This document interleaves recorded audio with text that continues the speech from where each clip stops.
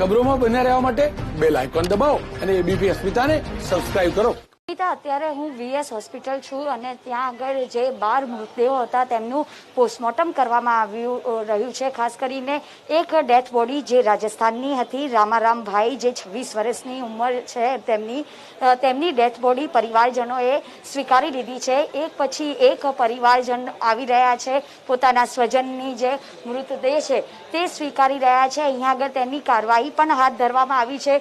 બીજી તરફ આપ જોઈ શકો છો કે અહીંયા આગળ પરિવારજન જે આખી રાત અહીંયા આગળ બેઠો છે, પોતાના સ્વજનનો ગુમાવવાનું દુઃખ તો છે, પરંતુ અત્યારે જે મૃતદેહ અહીંયા આગળ સ્વીકારવાની જે વાત છે તેને લઈને પણ અત્યારે રાજનીતિ પણ ગરમાઈ રહી છે। કારણ કે અહીંયા આગળ જિગ્નેશ મેવાણી જે નેતા છે તે અહીંયા આગળ આવી ગયા છે પરિવારજનોને મળવા માટે, કારણ કે કેટલાક પરિવારનો આક્રોશ પણ છે કે તેઓ મૃતદેહ સ્વીકારે નહીં। આપણી સાથે જિગ્નેશ મેવાણી છે, તેમની સાથે અને જ્યાં સુધી મારું માનવું છે કે ધરપકડ ના થાય ત્યાં સુધી જે આભાર।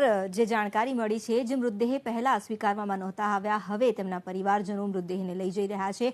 કેમિકલ ફેક્ટરીમાં જે જ્વલનશીલ કેમિકલ હતા તેની પ્રોસેસ દરમિયાન આ બ્લાસ્ટ થયો હતો, જેને લઈને એફએસએલ પણ હાલ તપાસ કરી રહી છે કયા કેમિકલ હતા અને કેવી રીતે આટલો ભીષણ બ્લાસ્ટ થયો કે આસપાસની ફેક્ટરીઓના સ્લેબ પણ ધરાશાયી થઈ ગયા। આ તમામ અંગે તપાસ ચાલી રહી છે।